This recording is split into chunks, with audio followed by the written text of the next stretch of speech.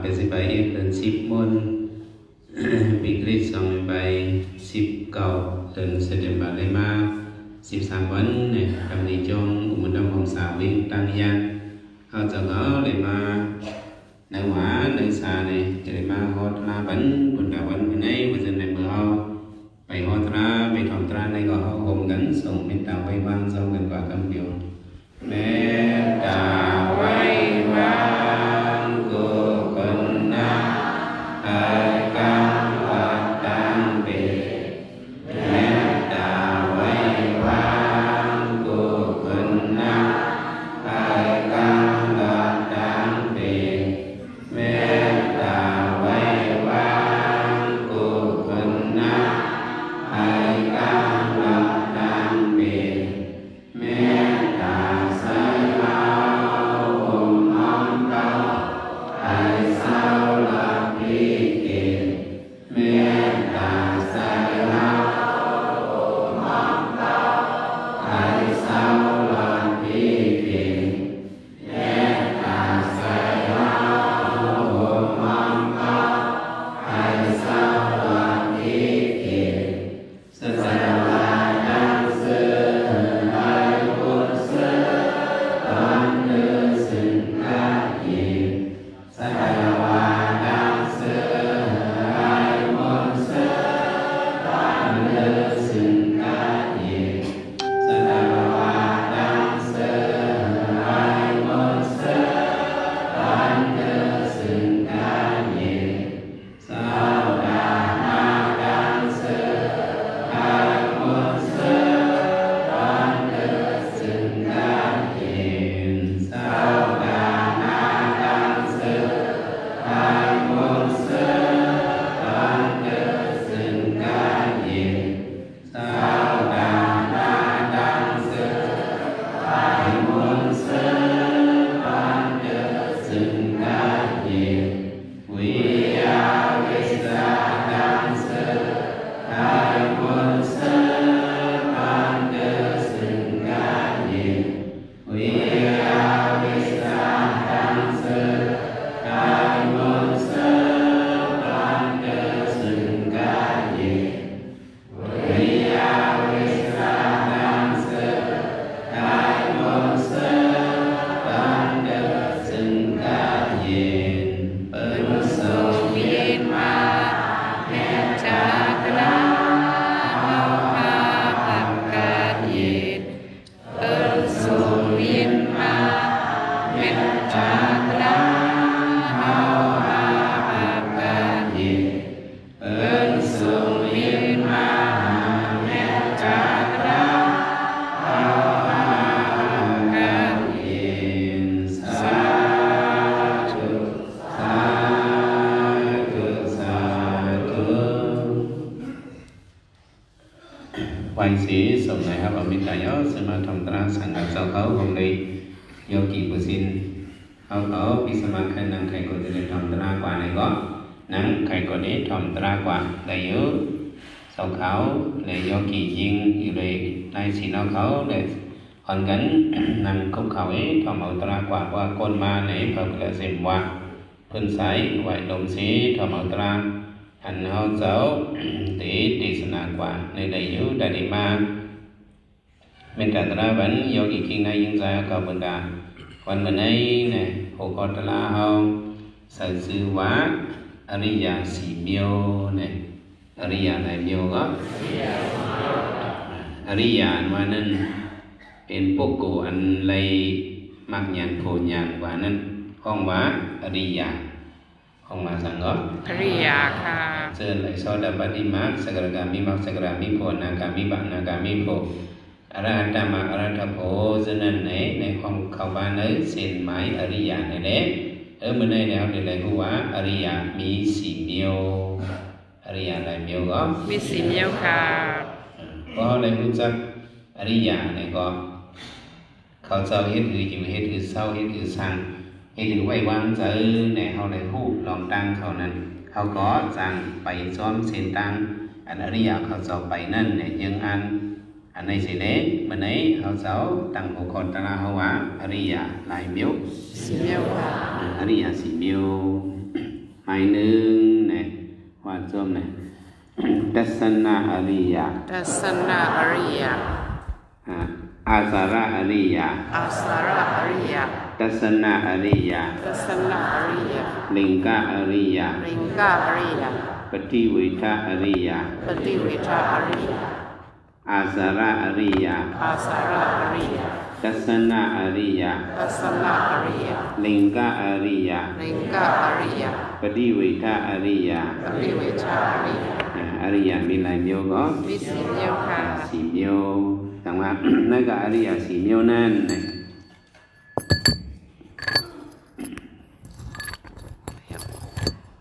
นั่นก็อริยะสี่မျိုးนั่นหมายหนึ่งอาสาระอริยะหมายหนึ่งในเบียงก็ อาสาระอริยะค่ะ อาสาระมาบอกว่าลองแจ้งตั้งกรรมอริยะเขาเศร้าในบอกว่าซึ่งไหนเอ่ยเนาะลองแจ้งตั้งกรรมอริยะเขาเศร้าเฮ็ดหรือตื้อกรรมเฮ็ดหรือแจ้งกรรมอันนั้นเฮาได้หลายผู้กว่าในห้องว่าหมายหนึ่งนี้ชื่อว่าอาสาระอริยะหมายหนึ่งในเบียงก็ อาสาระอริยะค่ะ อริยะปกวนว่านั่น เขาเศร้าในศีลห้ามันกึมวัดตั้งเกี่ยงกับอริยะเขาเศร้าในเขาหับศีลห้าเขาหับสังก็ ทับสินหาค่ะ ศีลห้าเขาเศร้าในมันกึมเหมือนต่อสู้สุดปางศีลห้าเขาเศร้าในตื่นดุมครับ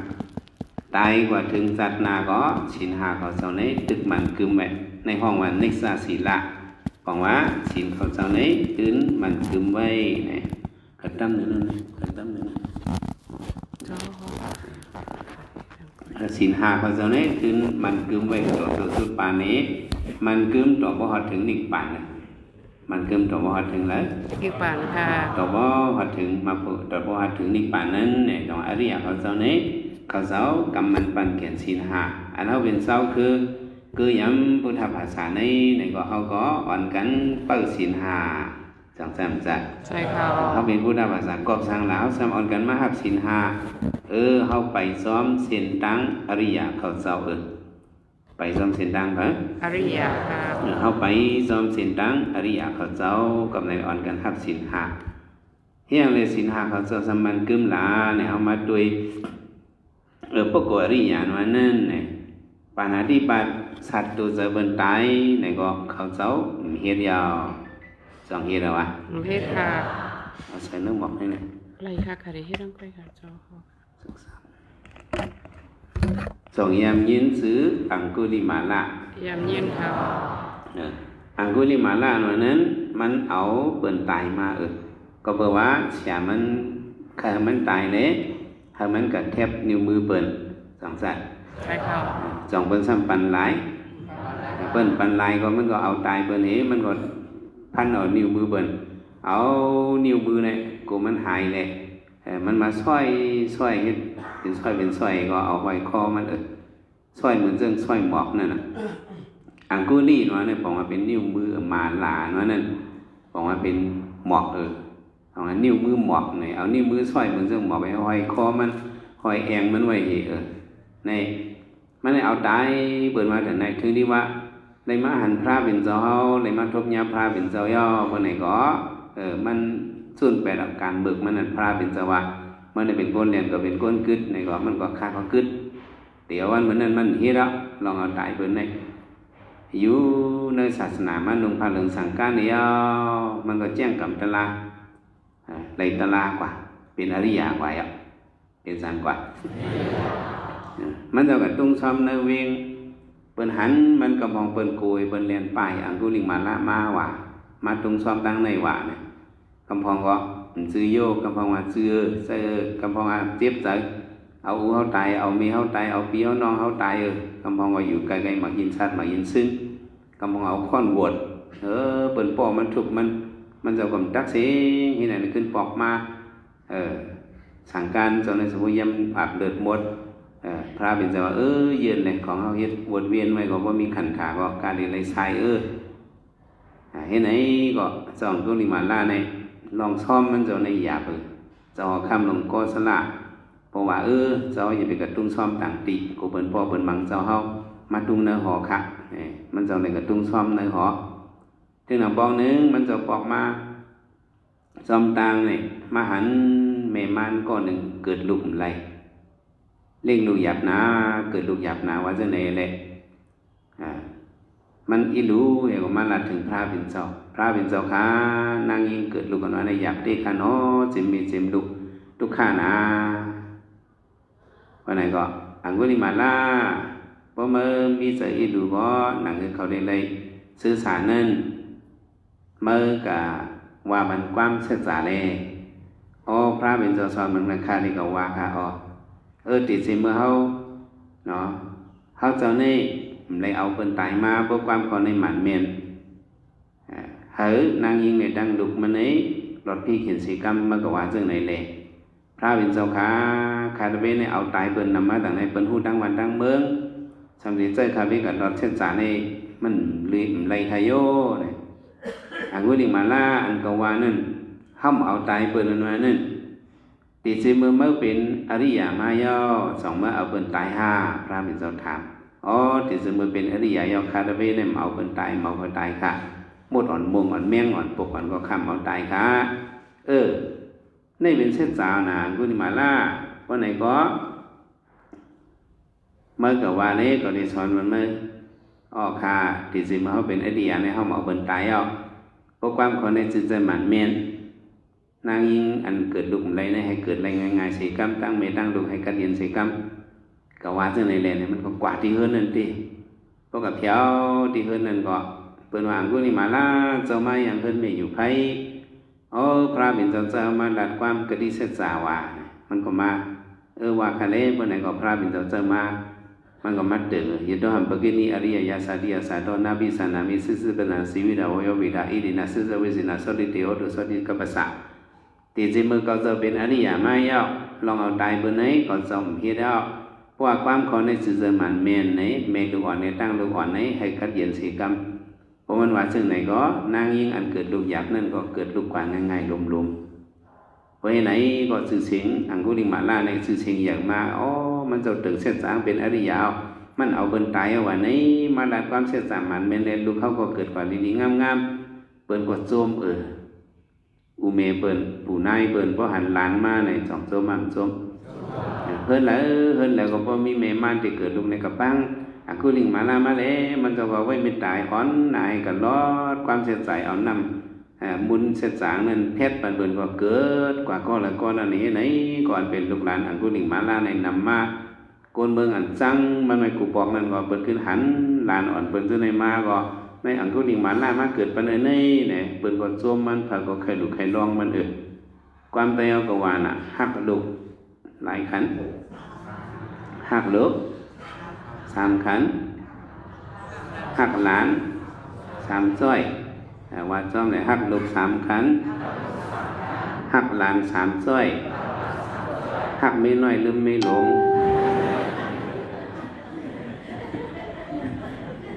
นั่นแหละอะไรดีว่ากันนั่นเองนะเป็นความจำแล้วว่ากัน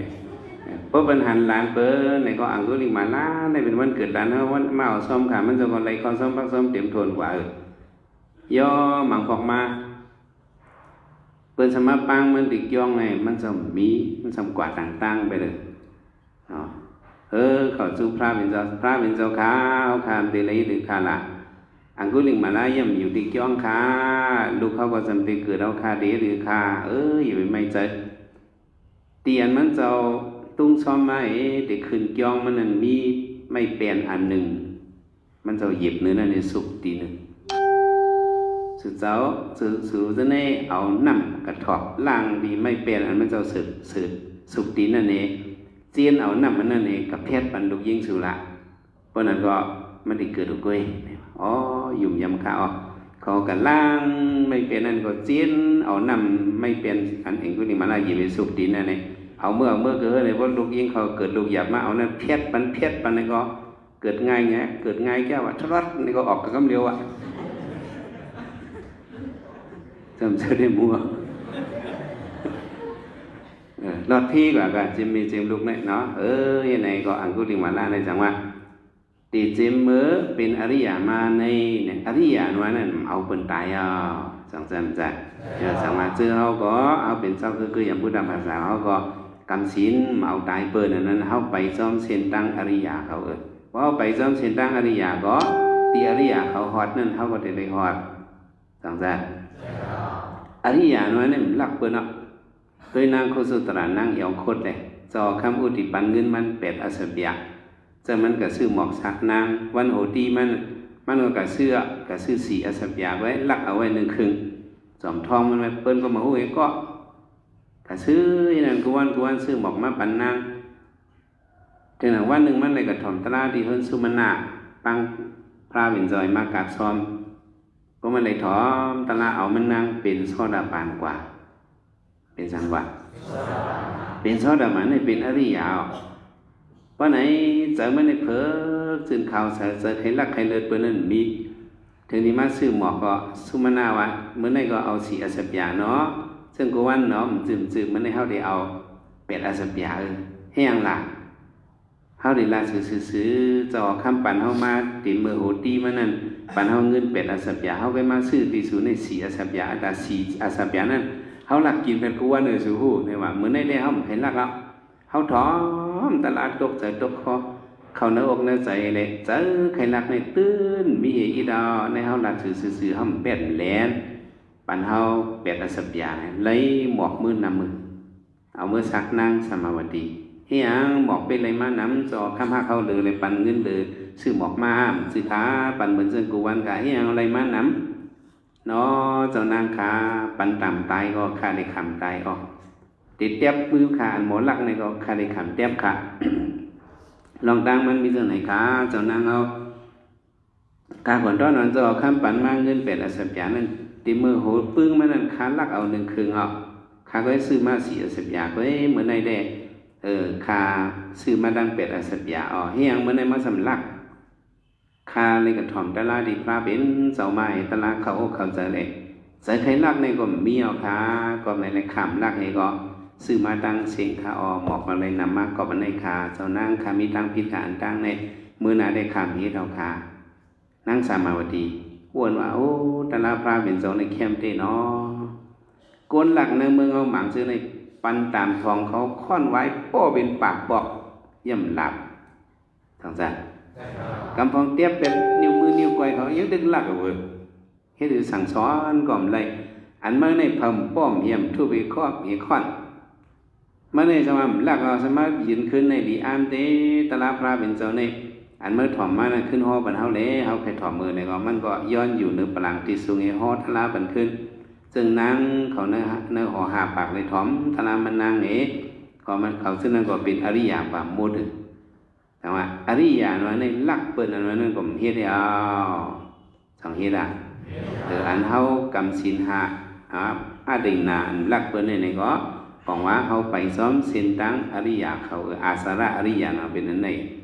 กดลูกถูกเมเบิ่นญาณาอดเฮิรนมันก็เฮ็ดว่าอริยะเนี่ยตัวอย่างลูกใจสถิลงอนาถาเป็นเลย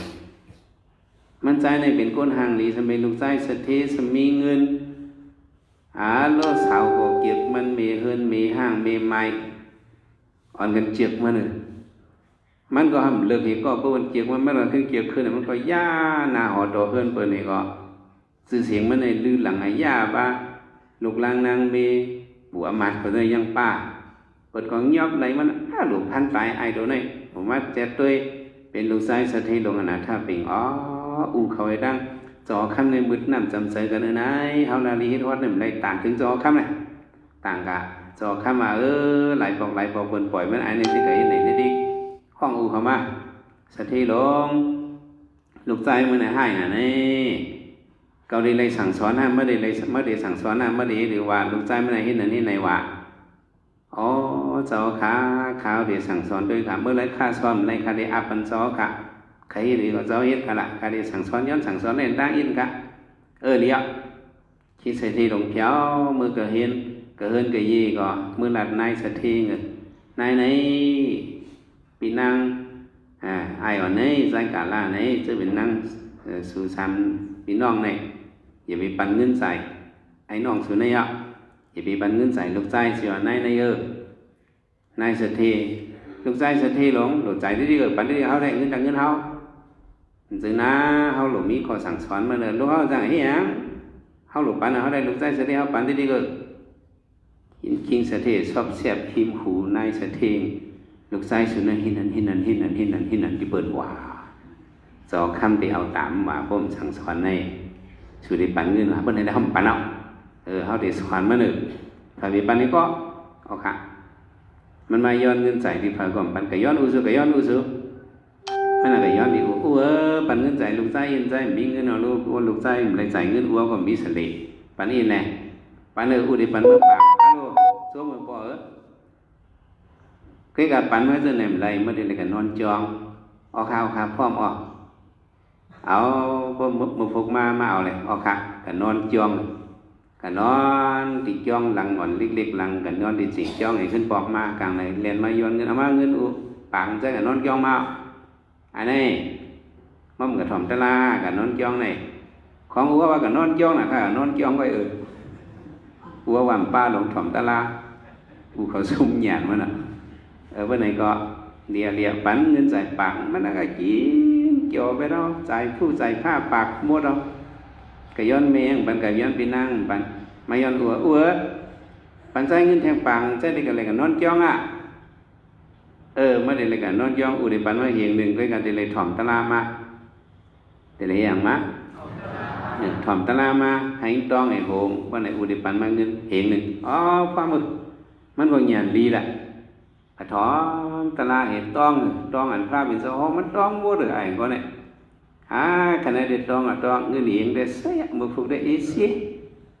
ก็กับพระเป็นสหูไอ้อ่อนก็เนี่ยมาถ่อมตะลาไหนมันขณะตะลามันสื่อขณะเงินวะขณะฮะก็เพื่อมันขณะเงินเนี่ยมาถ่อมตะลาในพระเป็นเจ้าอธิษฐานไว้พวกเจ้าห่อแทงตะลาโหมาให้ลืมขึ้นอันเก่าพวกห่อกับตั้งหน้าให้ลืมตั้งหลังวะพระเป็นเจ้าอธิษฐานมันก็ถ่อมให้พวกขึ้นห่อแทงโหลืมไปละอันเก่านั่นขึ้นห่อในอันใหม่นี่ต้องไงพระเป็นเจ้าไม่ห่อแทงมันก็ลืมแทงพระเป็นเจ้าอธิษฐานให้มันลืม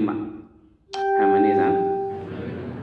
เจ้าก็ฮอดตะลาว่าเจ้าฮอดตะลาเจ้าก็อธิษฐานให้ก้นถ่อมลืมขึ้นเสียกรรม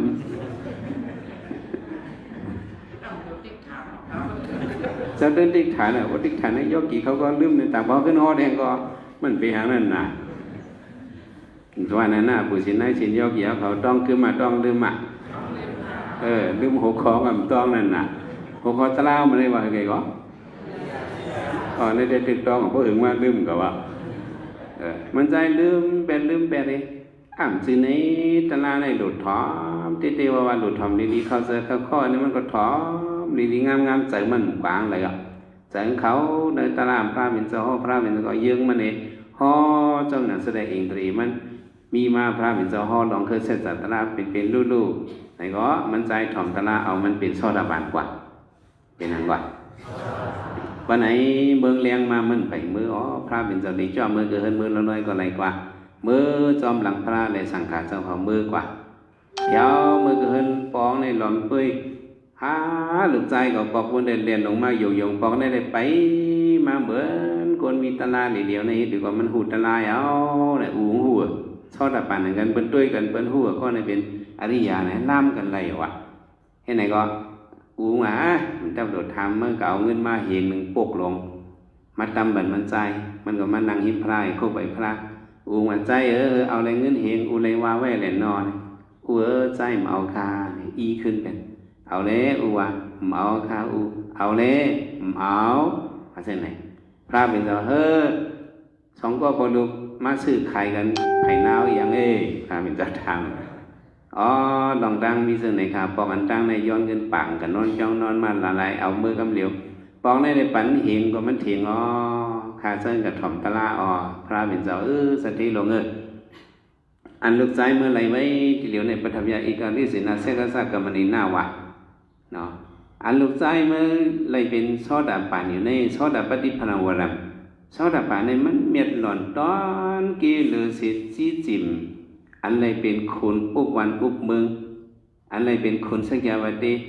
อันไรก็เป็นคุณผีแล้วก็ฮอดถึงเมืองผีนั่นจีจิมเมืองผีคุณอินจีจิมคุณสักยาวดีจีจิมอันไรเป็นคุณอุบวันอุบเมืองนั่น16 ปูน1 ปูนกอมตัน40 ซอดาปานวะ ก็ไหนลูกชายมันเป็นโซดาบันในของมันปันมันเงินเฮงนึงมันใครเอาเห็นน่ะเนาะไว้เสียใจอ่อนใจกาลาไหนเป็นอริยะยาวไหนลองกดลูกถูกมีเบิ่นก็มันเฮ็ดเอาแต่อริยะเขาเจ้าไหนลองพิษศีลหมาย3ก็จ้องเขาพิษดาวเขาก็พึกแย่งกันอันในปองวางเขาไปซ้อมเส้นทางอริยะเขาเจ้าในห้องว่าอาสาระอริยะตั้งแย่งกับอริยะเขาเจ้าในเป็นไหนเป็นแหลนเบิ่นก็เฮ็ดได้แล้วเฮ็ดบ่ได้ถึงเคยได้นางโคสุตระอันตั้งมันเป็ดแหลนเปิ้นมารัดอันซื้อให้ปอกจังซั่นถึงที่ไล่ตะลามาหัวอันตรายย่อมันเลยลักเงินมาใน2เป็ดแหลนเนาะ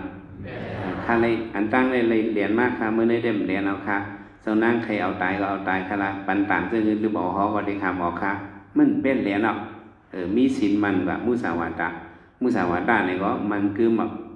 บว่าเป็นโซดาบันเนี่ยในเด็กกินเหล้าสูบยาซึ่งในก็มีสุราเมื่อเรียนไม่ทราบประมาณตัณหาล่องกินยาเมากับซึ่งในเฮราซึ่งน่ะสันติอมาเขาพวกโกดังนำเสื่อนหูหันตลาก่อนนั้นเปิ่นตึดกว่าเป็ดในอันเฮามาแก่งกำศีล5ศีลนั้นเฮาพุทธบาทสามารถตื้อกำศีล5นั้นบอกว่าเฮาไปซ้อมเส้นตั้งอริยะเขาอันห้องว่าอาสาระอริยะห้องว่าอริยะเขาเจอในที่ยังสมห้องว่าอริยะเนี่ยสะดวกไปสาวไว้ประมุตอเขาเจอในมันหลอดสิ่งอะไรที่สันปิตาอสุรเกเขาหลอดอเปสิติเขาหลอดนั้นเขาหลอดอเปสิติในแหละอันเขาเกี่ยงกับศีล5นี่ก็เขาก็จังหลอดอเปสิติในเขาปึกจอมเส้นตะไปจอมเส้นตั้งเขาเจ้าสมาโดยอริยะนั่นเองศรัทธาเขาก็ยอมให้ปอกเปิ้นมายะไหลสุบาโปตะอันเป็นปุตุนั่นมันในถ่อมตะลาที่พระเป็นโซเยามันเป็นโซดาบันกว่าคุณอินคุณสักยาไข่จามโดยเจอปุตุผ่านลงมาผ่านเฮดโกนลงมาเมืองโกนมาเนโตปุตุมากับถ่อมตะลามาเมื่อไปยุ่มพระตราสังขาหอมันเม่นเมื่อเป็นพระกาลนั้นซื่อๆก็เป็นคุณอินเฮียงเมื่อว่าไวไปให้ก็ยุ่มพระตราสังขาบ่มายุ่มในก็เลยเอาน้ำสีตาซึมเสียงโหดปันโตเมื่อตุดเมื่อในเตียหายก็เลยเอาผลเงินผลคำหล่อวันมาให้เมื่อเป็นสเทีในมั่มมีเงินคำเห็นแปลกรู้เมื่อไปยุ่มพระตราสังขาเมื่อวานในก็ละอันพระเป็นเจ้าโหดตรามันจะอย่าไปยุ่มอันนี้สัตตุขะอนัตตาอาสุภาเมื่อไปยุ่มเป็นนิสาสุขะอัตตะสุภาละลายมาหูโลกาไหนคนอินเมื่อไปเมื่อวานซึ่งในอันพระเป็นเจ้าห้องนั้นเป็นพระเตตลาก็ตลาเตสังขาก็สังขาเตเมื่อถามว่าเกาผาหน้าเกาในพิกษว่ามีโคของโลกีก็สัทธาศีลาสุตตาสักกะปิญญาหิริออตปะโคของสัพพูริเซตเปิงในก็มีไว้สัทธาเมจะยุ่มยำศีลากรรมสินมันเพ่งสุตตาเข่งยินยินหันสากาปันสุนหัดแหน่งปิญญาเข็นลงทำซ้อมหิริลอมไอลองเมิกออตปะ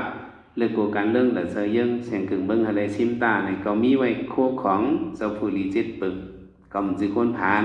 กว่าละคนอินก็ขั้นหันนาเมื่อไหนลืมคนอินไปเลยคนอินในเมื่อลาดีพระเป็นเจ้าสุภาพบุตรในข้าขัดจ้ามันเรื่องไหนมันไรใครมันดึงหยุ่มพระเป็นเจ้าเต็มปีกใครเอาปากเต็มเอาอย่าไปว่าเมื่อคนอินป้าเดี๋ยวคนอินเป็นหมื่นเป็นแสนเขาห้วยมันก็มันไรอริยะเขาเสาในใส่ศรัทธายุ่มยำพระตราสังขารในมันคืมต่อสู้มันคืมต่อวอดนิพพานต่างๆแต่อันเขามาหับสรณกุงในก็บอกว่าเขาเอาซ้อมเส้นตั้งอริยะเขาเสาเป็นอาสาระอริยะไม่เรียกพวกกวนเป็นซอดาบานั่นในก็ลองใครยืนใครเมียงในก็ใส่เขาในมันมีเสียรู้นำก็รู้มาด้วยสตินั้นถ้าเป็นรู้เจเมื่อมันในถ่อมตราที่เมืองอย่าใส่จูเป็นซอดาบานใครรู้ใครตานเฮ็ดจ้องเสดวลงดูจ้องคำลงดูกระเฮือนมันก็รู้สังขารหนึ่งวัน4 5ปากดูกูวันย่ออากุศลมันอันมาเด็กให้เอามันผ่านเบ็ดบองเลยเงินคำมันก็ไหลจอมนำกว่าเบ็ดพังไว้นั่นนำหิมผังนำก็ดินโกดในป้ากว่านั้นนำหมดอันเป็นมัดซึกโควันโคกากุ่นขายเงาเปิ่นมาเต้นขึ้นนี่เอาผ่านไปผ่านนี่ใครดูสังขยานำก็จ้างลุมเบี้ยวล่ะมีนำก็ มีเอกก็ดูเอกว่ามันได้กินข้าวจางพักจางก่อนก็เอานั่นดูอิดออดเด้อได้กินข้าวของแล้วก็ดูไว้1 2 2 2มันจะได้กินให้ในอริยานว่านั่นเปิ้นใส่ศรัทธายุ่มยำพระตราสังขารในมันพระแบดเป้ยนั้นไหนก็ผีเปิ้คอเฮินมันในมาว่าสะเทมันในยุ่มพี่ดอกก็ยุ่มพระตราสังขารก็ยุ่มพระก็ธรรมาว่าดูว่าได้เป็นเพราะว่าดูก็มีดูมีนะก็เมื่อดูผ่านผีเปิ้เฮินมันนั่นว่าผีเปิ้คอเฮินมันนั่นเมื่อผ่านเอาซื้อก็ไม่มันก็เห็นโดยเมื่อเป็นผาก็เป็นผีเปิ้คอเฮินมาเมื่อหลูเลยเมื่อผ่านนี่ก็ไม่พูดนะเมื่อก็ว่าเมื่อเป็นดูแทงเราอย่าไปยุ่มละพระตราสังขารเนี่ยสะเทลงจันลำผียอก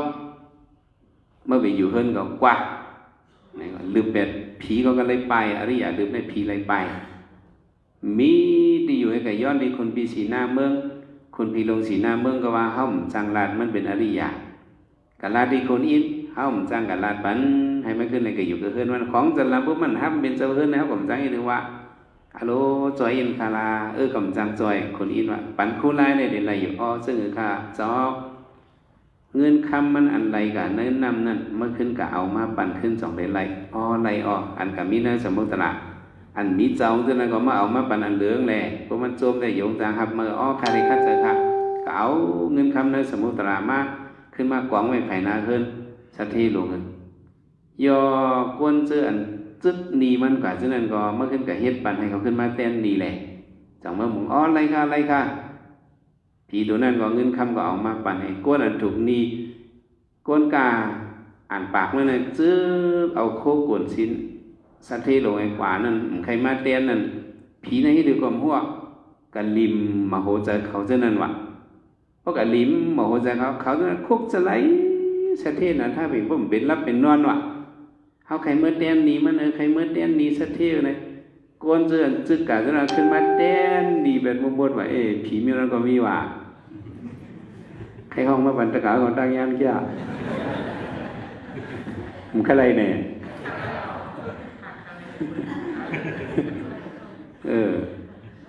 เพื่อนไหนก็ผีก็ขึ้นมาต้องป่านเสาขาหนัสติหลงขาคาไรวาพิษขาอันก็ผ่านกว่าในมันจืดก็เพื่อเขาดูในผ่านซื้อในเป็นจัดก่อนวันหลังเขาอาทิตย์วันหลังเขาก็เลยเอาขอเข้าวันใต้กองเสริงไว้เนาะก็กตามคำมาได้กองต้องไม่หนามันขึ้นออกมาปั่นขึ้นเพราะมันปั่นขึ้นได้ก็ยาวหลายเฮ็ดเรียนเป็นเต้มันเป็นอะไรสังสารจัดที่ไหนก่อนอริยะเขาเสาในลองดูลองต้านใส่สถาเขาจะใครจากกาพิซ้อนนั้นมันมีเสียนำมีนำก็มีเอ็นมันมีมาเขาได้ไปซ้อมเส้นตั้งเขาจะในห้องว่าอาสาระอริยะห้องว่าคือก็หมาย2ทัศนะอริยะหมาย2ในเป็นยังก็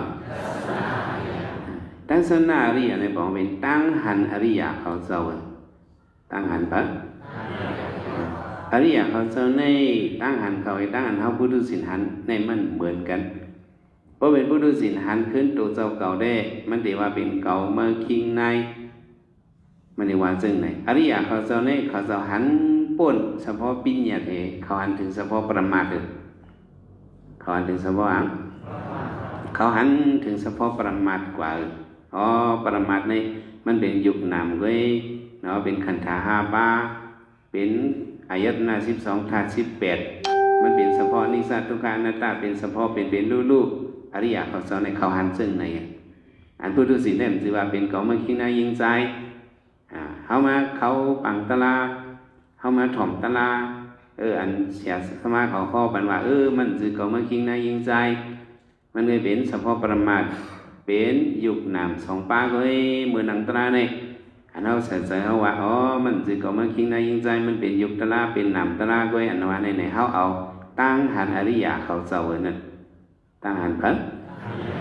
นี่เป็นตั้งหันมันเมนอริยะเขาจะหันถึงเงามันนั่นอันเป็นพุทธศีลในมันหันเปลือกนอกเว้ยอริยะเขาจะหันถึงเนื้อมันเป็นเฉพาะปรมาตถ์ในมันก็เป็นรู้เป็นเฉพาะล่าสีเดียวล่าสีตัวห้องวะรู้แล้วแหลกลายนั่นมันเป็นเฉพาะอันในในอริยะเขาจะหันถึงกันไหน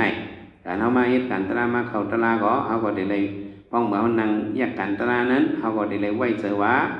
เป็นเก่ามาคิงนายยิงใจฮะเป็นยุคหนำอ่ะยุคหนำมันนี่มันกึมฮะเป็นดูอ่ะมันเป็นเฉพาะเป็นดูก้อยเฮาก็คัดจะหาเฉพาะเป็นดูในป้องอันนี้เป็น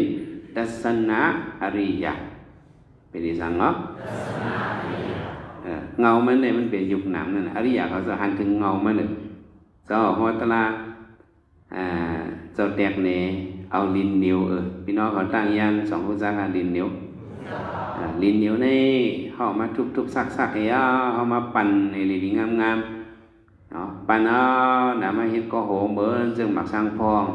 ทำใส่หูสองอันนี้ใส่เขาสองอันนี้มีคออันเดินไม่มีหนอกไงเกี่ยวกันออกมาต่างมีหนอกไง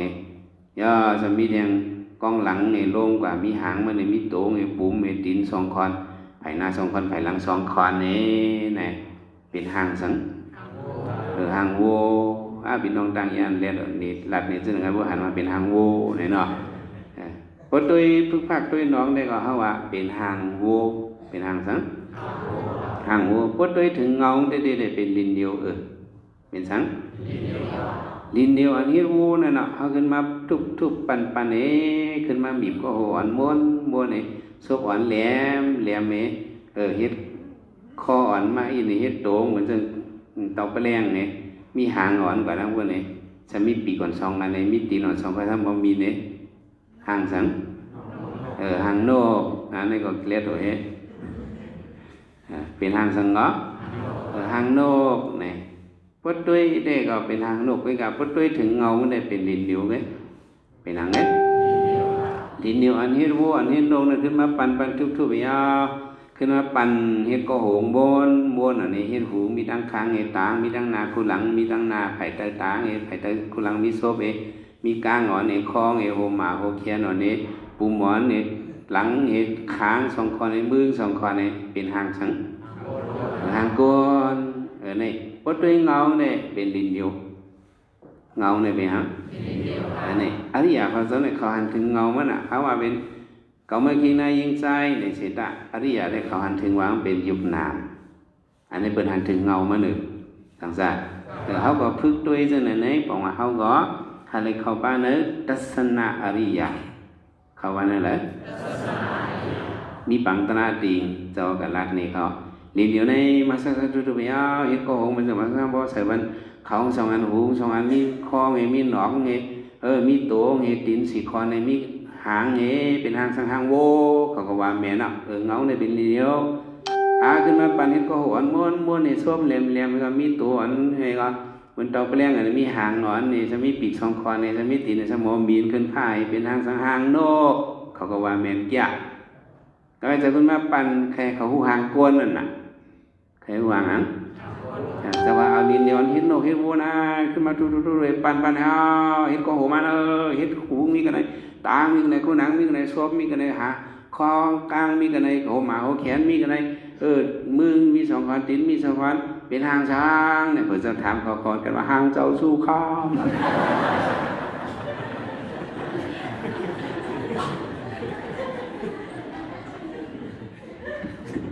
ก็เมียนเขาว่ากันเนาะ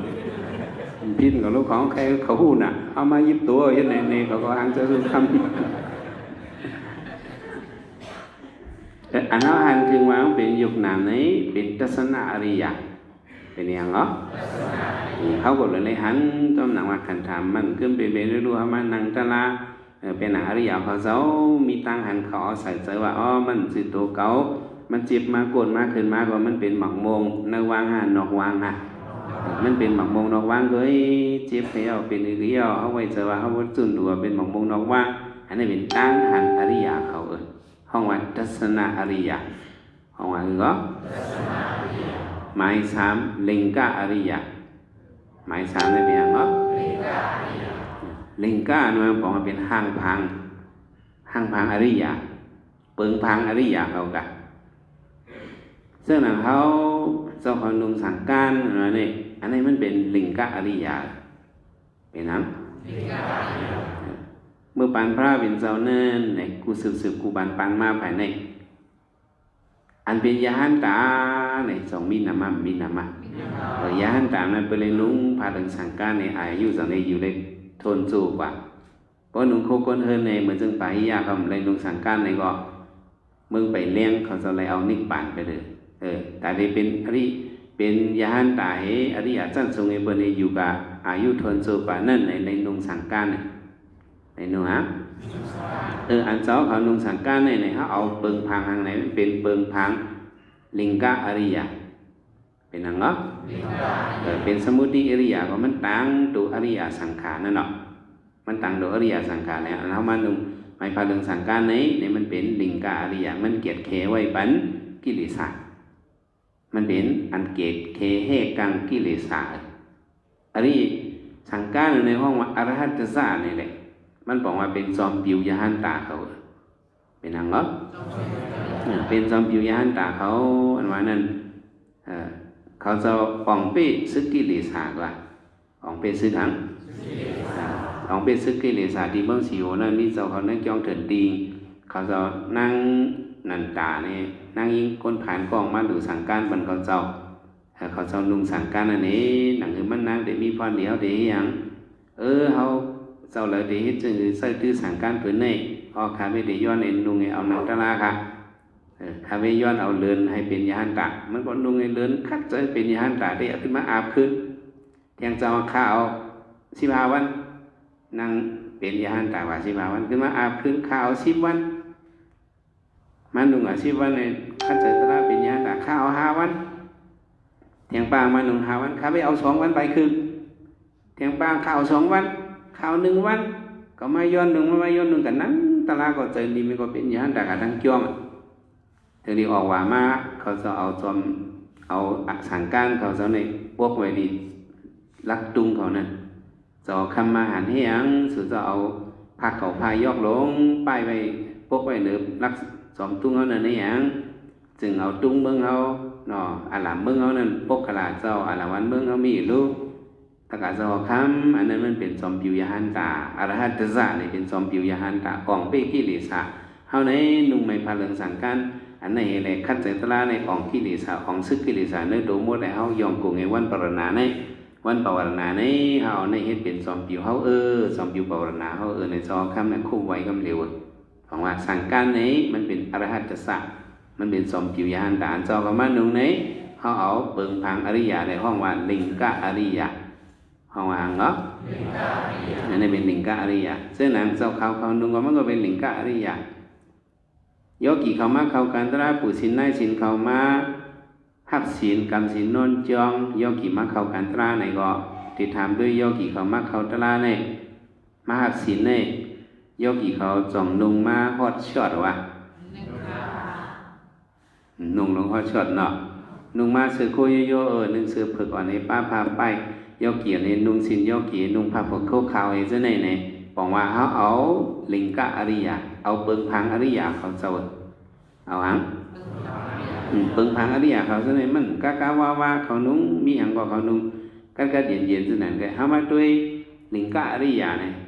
ซื่อยามหูกะนางยโสเนี่ยสังยามหูมีหนอหลงพระเป็นเจ้านั่นนางยโสธรามันนางนั่นเนี่ยก็ไว้เสียวะไว้แล้วเจ้ามาพันมุนไว้สิว่ามันยินข่าวเงาดีสันนะอามัดมาหมอกขึ้นเลยเจ้าคนใจเขามันเจ้านุ่งโคหางโคหอยเอานุ่งไม้ผ้าเหลืองสังการเอาโคหอยโคตื้อในก่อนมันเจ้านุ่งอะไรเมียวยาวคนหงเจ้าของปัดไปแล้วกวยนุ่งผ้าเหลืองสังการเลยมันเจ้าที่สูงก็นอนเอาไปนอนติดเตียงกุยไหนยินข่าวเรื่องไหนนางยโสก็อ้วนนั่นเสมันว่าเขาเนี่ยเป็นคนแถมสั่งปากนี่เจ้ามันเจ้าลงซึ่งหนังมันเจ้านุ่งโคเรียนโคลายโคผูโคเพเขาก็นุ่งเอาเนี่ยมันนั่งก็เต็บตัดใจมันนั่งก็อยู่ในหอมันก็นุ่งผ่านย่อมเกียนล่างนำผักเลยนุ่งสังการเลยมันนั่งนุ่งในเสียงเสียนเป็นสังการอันย่อมเกียนล่างนั่นอันนี้มันเอาเปิงพังอริยะเนี่ยเป็นลิงกะอริยะเป็นสังนี่เป็นลิงกะอริยะ มันนั่งไปนุ่งเสือโคโยโยอยู่นางนะผมนุ่งเอาเสื้อเป็นนุ่งมาบามีพ่อชอดทอดแช่แต่มันนั่งนุ่งกูนอนติดสูงก็มันนั่งนอนมันนั่งก่อนนอนติดเตียงติดปื้นติดดินจะไหนเว้ยในมันเอาหังลองอยู่ลองเศร้าอริยะเขาเศร้าอยู่เศร้าเนี่ยเขาก็มาอยู่เศร้าจอมอริยะเขาเศร้ามากำสินนอนจองเนี่ยเขาก็ผ่านเอินผ่านเย็นหนึ่งแก้มหนึ่งกำมาอยู่ที่การที่จองมาเข้าตลาดจะไหนบอกเขาเอาเปิงพังอริยะเนี่ยลิงกะอริยะห้องว่าแล้วในเขาก็มาเอาอริยะเปิงพังอริยะเขาเศร้า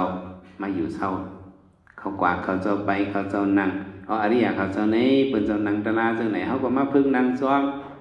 เขาเจ้านั่งไข่กดเจ้าไหนนั่งคุกเขาเจ้าไหนมือในไว้เจ้าไหนตีนในไว้เจ้าไหนหมายต้องลมเขาลมออกเจ้าไหนเอาหยันอยากด้วยตลาดในตัวอริยะเขาเจ้าให้ในกว่าให้ในไปให้ในอยู่ให้ในกินไหนเขามาเอาจอมอันเขาเจ้าอยู่เศร้าเฮ็ดสร้างห่างป๋องนั่นเขามาเฮ็ดจอมในป๋องว่าเฮาเจ้าไหนก็เป็นลิงกะอริยะเป็นสังลิงกะอริยะมีปอกหนึ่งว่ะหนอน้องพระเป็นเจ้าเป็นลิงหลงโตหนึ่งตัวใหญ่ๆดันโกนเอาเนี่ยที่เถิดนั้นลิงหนอร้องเจ้าอยู่ในสมิพิสิกาปุถฐา5 ปากมาอยู่ไว้ลิงตัวในก่อนเลยหันเจ้าพิสิกาปุถฐาเขาอยู่เศร้าไปสร้างที่สร้างหางบ้องไปจุกนังนอนเนี่ยลิงตัวในหันเนี่ยมันก็นับยำเลยของเขาจะมีอินเทอร์เน็ตเป็นอริยญาณตาทั้ง5 ปากต้องอยู่ลองเศร้าในก่อนนิ้มเรียนนังตลาภาวนาตลาส่งเมตตาในลิงตัวในหันเนี่ยมันก็เอาหมักไม่หมักดอกอะไรมาดูเขาเจ้าเขาเจ้าที่ไหนก็ลิงนั่นก็เป็นลิงหูในหมอลิงเหลียในเขาก็ห้าเอาดังดูมันเนี่ยลิงก็โจมอะไรมาสังก็มันมาดูปันเจ้าเขามึงนั้น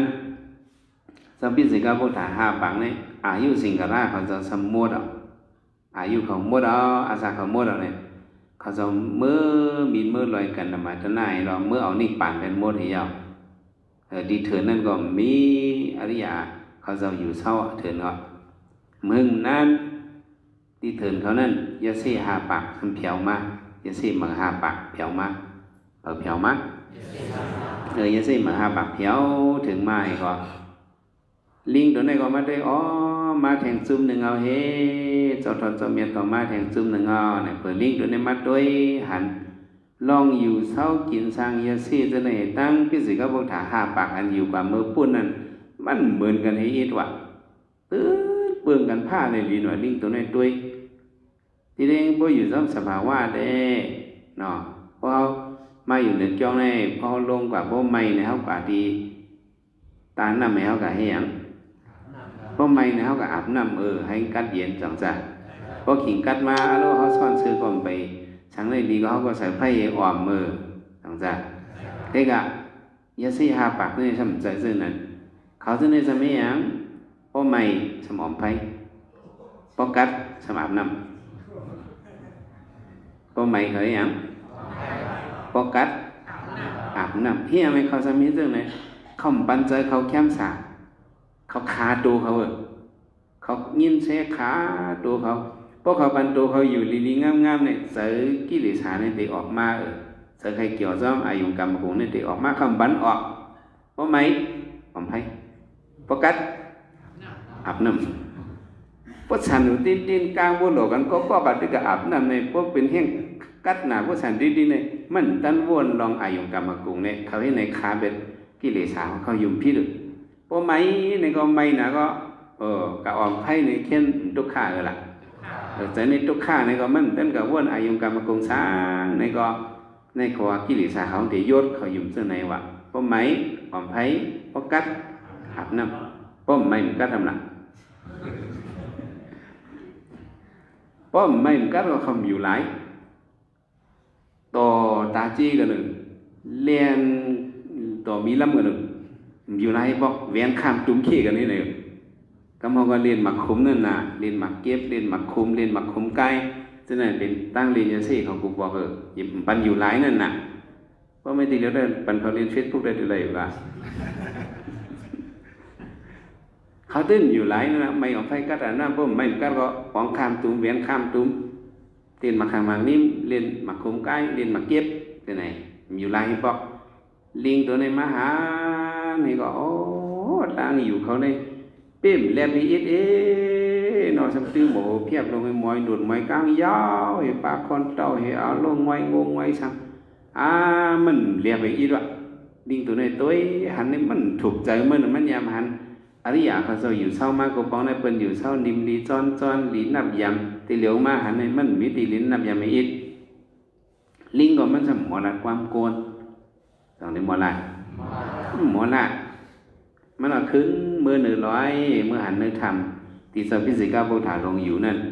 ทำกับหันสั่งการฝืนหนึ่งกึดไว้สำหันสปีดอ่อนลงเนี่ยกึดไว้ลิงตัวนั้นก็เอาสปีดสั่งการเนี่ยลงลอยมากพวกมาเผียวจำตียิ้มเจอยาซี่หาปากนั่นเนี่ยก็ลิงเลยมากีสั่งการเนี่ยมาเวียนสั่งการลงสั่งการทั้งกุยเงี้ยลิงลงสั่งการไว้ด้วยเอาเนื้อตาเอาละตีหันเป็นเชิงด้วยสองอาบีไว้เองก็ว่าลิงลงสั่งการเนี่ยหอบสปีดไปลอยไปลอยเข้ามาในเกียร์กลางยาซี่ล้วนจนนั่นเนาะยาซี่ล้วนจนนั่นประผ่านลิงตัวนี้ไปมานิ่มดีจนยางเอายางยุกเอายางเอาตั้มเอายุกเอายางเอาตั้มเนี่ยอันนี้ลิงมาเฮ็ดนี่เขาเนี่ยเป็นลิงกะอริยาเป็นนังไปลอยสติลอยไปมากันนั่งในก่อนนั่งไข่โกเรสปีดอนตั้มนั่งข้างนั่งไข่โกเรลาบตายลิงงาม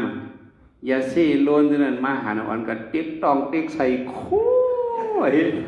อ้ลิงล้วนลงชมดิมพระถันเจ้ากรรมฐานเด้เลยวะเขามาด้วยเต็กตองเต็กใส่โคอ่ะยาซี่อ่อนปางเมื่อละแฉลงเอากว่าในเลียนในเมื่อละแฉลงเขาแฉลงเอาขาลิงลงตรงลิงต้นลงตรงโลงสั่งการในมาลีไคโคนาเฉากับด้วยคณะกรรมกลุ่มตั้งหันโบงไปเขาถึงไหนขึ้นมันนั่งอยู่แต่ต้นไม่ยิ้มเขาไงกับด้วยค่ะเสียลงเขาก็ลงมาด้วยก็มาหันลิงตัวในมันนั่งในก็นั่งตะลานิ่มลิงงามมันลุกกว่าในก็ลุกจุกเฮลิงงามมัดตะลามันไปในก็เอาสติอ่อนยุกเอายางเอาตั้มเอายุกเอายางเอาตั้มไก่อนุวัสนาสติประทานกันนอนในก็นอนจนพิสิกาพวกแต่เขานอนขี้เกียงไผ่ขวานั่นนี้เขาจะนั่นหนึ่งอย่าเสียในก็ด้วยเสียลงเขาได้เล่นตะเบก็ลิงตัวในมันหมอลัดความเลยมันเฮ็ดหนีเขาในกาก่อนตอนอ่อนตีเถื่อนในก็ยามยินว่ายามมีปิสิกาพวกถาหาปากอยู่กว่าในลิงลงตัวในอาสางยาวเลยมันติดขึ้นในมันติดไรหันเขาเจ้าซึ่งในให้ในอยู่กับให้ในเศร้ากับให้ในแก้งให้ในกรรมในลิงตัวในมันหมอลัดความก็มันสอนเขาในตะเบก็วันไหนเจอสู่กับเขาว่าซึ่งในก็เขาอย่าไปอยู่เจ้าหนังยาเซ่ล้วนในออกไม่อ่อมไผ่กัดอาบน้ำเวียนคำตุ่มอย่าไปเฮ็ดเอาลิงเฮ็ดซึ่งเขาเฮ็ดซึ่งนั่นแหละเอาลิงเฮ็ดเสียเอาสังเฮ็ดเสียลิงนั่งตะลาเขาก็นั่งลิงเฮ็ดไหนนั่งเขาก็นั่งจ้อมลิงเฮ็ดไหนไปเขาก็ไปจ้อมเขาหัวอริยบุสีป้าลิงเฮ็ดนี่เขาหมดนั่นเป็นลิงกะอริยาเป็นหังเขาก็อยู่เศร้ากับนิมโตนิมใจพอโตนิมก็ใจก็นิมมาสั่งนิมมาพอโตนิมก็ใจก็นิมมาเหมือนเจ้าเขาใส่น้ำในก๊อกก๊อกในเหมือนเจ้าตัวเขาน้ำในเหมือนเจ้าใจเขาพวกก๊อกในหนึ่งก็น้ำในสองหนึ่งพวกก๊อกในนิมก็ถึงมาน้ำในก๊อกสองนิมกว่านิมกว่าเขาจะก็ตัวนิมใจนิมมันก็จิมหยานก็มีมายาซี่หาปากนั่นในก็เขาก็ยามมีปารมีมา2สังขีไปเซียนกำพานั่นก็รู้ก็ในเล่เขาจะว่าคุกคนวนหันในตุ่มมันกึมก็เขาจะตั้งหาปากก็เป็นพิสิกาพุทธากว่าเป็นย้อนเบอร์ลิงเป็นย้อนเบอร์หังเห็นไหนก็ลิงก็ด้วยพวกเขาจะเป็นพิสิกาพุทธายในก็เขาก็มาคุกคนตัวเขาเขาเนี่ยมันใจยาซี่ก็ไหมเขาเป็นพิสิกาพุทธาเนาะพวกเขาขึ้นคุกคนด้วยตัวเขาสั่งแข่งขึ้นตัวเขาในก็มอยหนุดมอยก้างขนยาวกันทั้งนั้นฐานลมกับมดหังกล้วยมันหาเรื่องสั่งการก็เว้นมาหังกล้วยโมโหเพียบทุกตับนั่นก็เมียเป็นซึ่งเปิงพังยานอริยาเขาเศร้ากว่ากำเหลียวในลิงก็โจ้มีเข้าเถินกว่าเขาเศร้าในกันไม่ได้เหมือนตั้งอันเจ้าหาปากนั้นมันก็นับย้ำดีงาม กว่าหาหมักไม่หมักดอกให้มันหลูด้านเจ้าพิสิกาพวกถามบางซื้อในหาปากเลยมาหลูมาตานแปลงแล้วมันเป็นอะไรย่อลิงตัวนี้ก็มันก็เท่ามาน่ะมันอยู่ลีในก็เจ้าพิสิกาพวกถามก็ลุ่มลามันเนี่ยไว้เหมือนเรื่องเสียสมัยลุ่มลาเอาลูกเอานอนปันมันกินตั้งกินนอนหมักไม่เอาหามาปันมันเองมันก็อยู่ไรลิงตัวนี้ก็ซื้อเอาตายไปเลยว่าลิงในตายในก็พิสิกาพวกถามว่าเป็นมันเป็นสัตว์ไอ้ตริสันก็เป็นเสียวย่อต้องใจห้ามจ้ะมันนี่บันห้างพังลิงกะอริยาบันเขาเจ้าในยศหาปากก็หามาพื้นหนำสาหนึ่งป้าหนึ่งเหลี่ยมก็หาไม้ก็เอามากองเฮ็ดกองโดยลิงงามเอาขับโดลิงในต่างเสนอในเขาจุดไพ่ไปดูสร้างเจียวเผาไปก็หลุมลิงอันนั้นขึ้นไว้ก็เขาจะเอาเฮ็ดกองมวยก็เป็นตีอีกมือเกอดีไว้เนื้อปืนในว่ามาเสนอถ้าว่าอันลิงเฮ็ดสร้างทางกองในเลยว่าเป็นลิงกะอริยาเป็นอีสังแต่สามารถสู่ก็ว่ามาอยู่เศร้าเนื้อศีลเนื้อธรรมก็ลองกวาดลองไปลองกินลองเยี่ยมก็มีสติซ้อมในป่องว่าหางในเฮาพึกให้เป็นซ้อมลิงกะอริยาให้เป็นซ้อมหังไปซุบนั่งนอนสติก่อนปุนพรตาไหลมากในเฮาไปก็เอาซุบก็เอานั่งก็เอานอนก็เอาหรือมีสติกึกโตอย่าไปลืมสติเอาไหนอย่าไปลืมนั่งตลาก็อย่าไปลืมหรือมีสติกึกโตให้พวกเป็นอริยลิงกะอริยเขาจะไม่เป็นมีสติกึกโตสีนั่นน่ะคือเขาก็นั่งอย่าไปลงอย่าไปลืมมีสติกึกโตนั่นนี่ก็ให้ได้พึกให้ได้เป็นลิงกะอริยให้ได้เป็นหังเนาะไม่สีเนี่ยทัศนะอริยไม่สีเนี่ยเป็นหังไม่สีเนี่ยเป็นปฏิเวทอริยไม่สีเนี่ยเป็นหังปฏิเวทอริยนั่นแปลว่าเป็นอริยเจ็ดเป็นหังเนาะอันไรมากไรโผกันนั้นสอดบัดนี้มังยันโผญานสกทากามิมังยันโผญานอนาคามิมังยันโผญานอรหัตมังยันโผญานเนี่ยอันไรตลาดเต้ๆแต่อันเป็นรูปสุดนี่แหละเป็นอริยกะนั่นในห้องว่าปฏิเวทอริยห้องว่าหังเนาะอันเอามาเข้ากันตลาดนี่ก็อันเอามาเจียงกำซ้อมอาสาระอริยเลสังอันเอามายักหันทูดซ้อมลิงกะอริยเป็นหนังเขาเสาหันเป็นรูนั่นเลสังลิงกะอริยเป็นหนังเขาเสาอยู่เสาเขาก็อยู่เสาพึกกำซึ่งหนังอริยเขาเสาก็กว่าไปนั่งตลาจุบตลานอนตลาไปตลาฉะนั้นเขาก็พึกเจียงกำซ้อมเขาจะเป็นลิงกะอริยฉะนั้นก็เป็นปุณตาหังบ่ไหนซึ่งตาเดเลยเป็นปฏิเวทอริยตาเดเลยเป็นหังเพราะเป็นปฏิเวทอริยกว่ามันนั่นเด้สตุหาไบสะวิวมุตโตงะไลตริสานปิตตาอสุรเก2รอดนะรอใครกว่าก็มันจังในกว่าอันนี้มันเป็นรองรอดแล้วอริยเขาเจ้าผู้เป็นปฏิเวทอริยอะไรก่อน1 มรรค 1 โผอะไรก็ว่ามันบ่ลีโจมไหนเอามาเกิดทบญาณในศาสนาคำราเป็นเจ้าในโลกคัดเจอให้ได้เป็นปฏิเวทอริยให้ได้เป็นหัง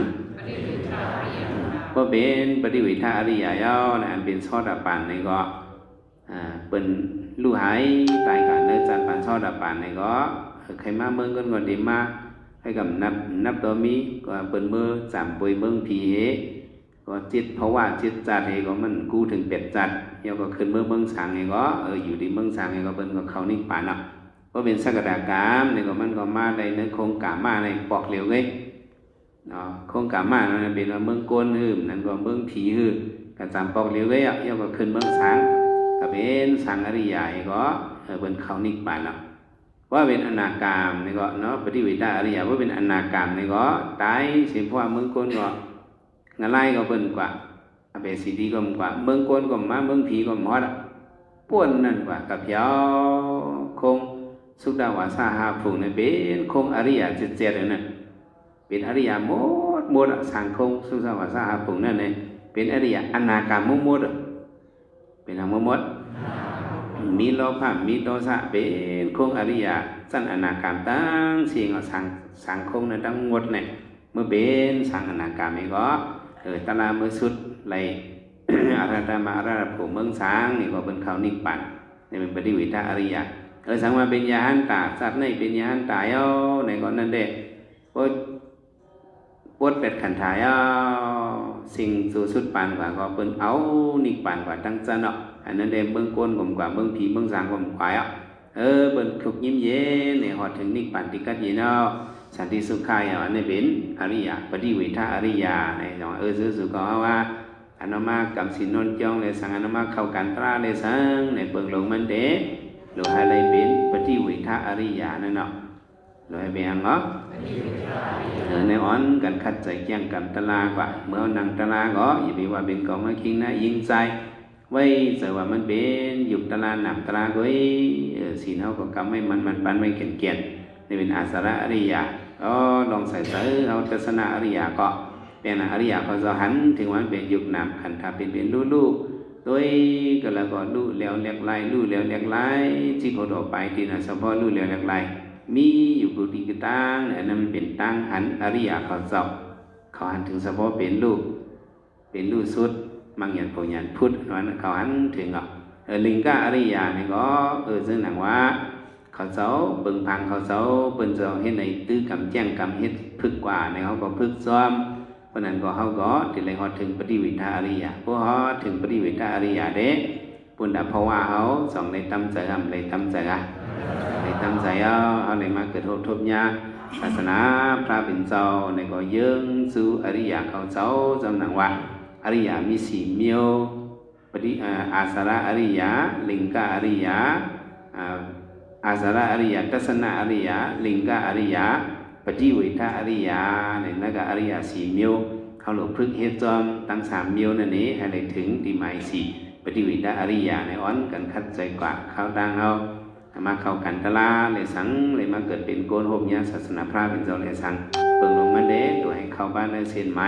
ปฏิวิทาอริยะนั่นในเป็นการยกเหี่ยวเขาผู้สินได้สินเขาสืบคัดใจตะลากว่าเจ้าหนังไป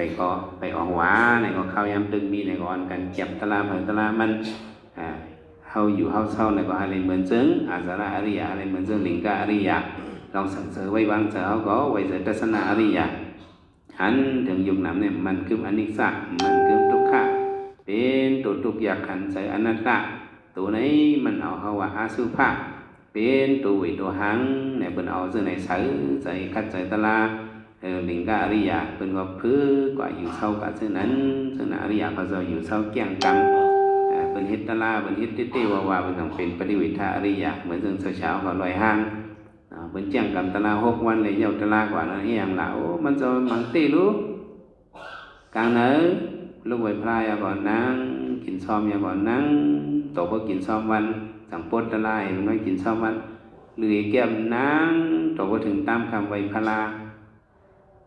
เป็นอริยะกว่าเป็นให้หนึ่งเจียงกันยาวไว้พลายกว่ากลางคืนก่อนนั่งต่อเมืองโบเลียมต่อสีม่วงเป็นต่อยหอกสังเกตชาตะลาเขาจะไล่ตะลากว่านั้นมันหลากหลายหางเป็นคัดเจอเต้ว่าเลย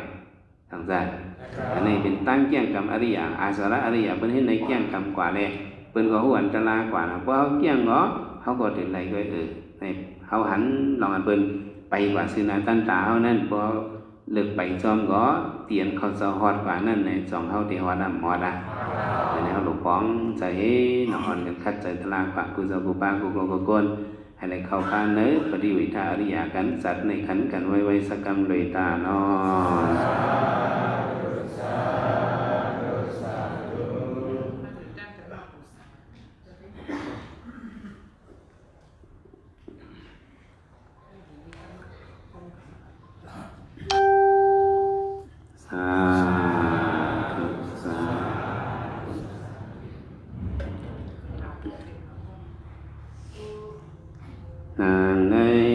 นเต็มดา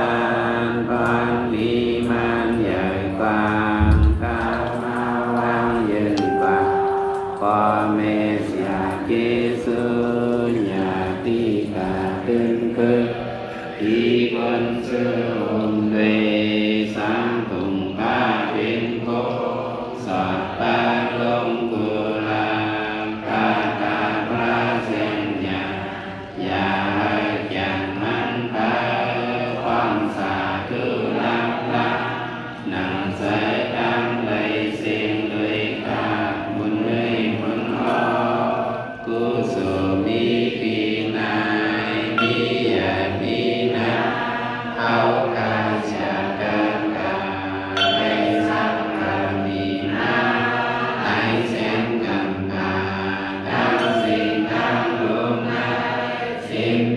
สินสา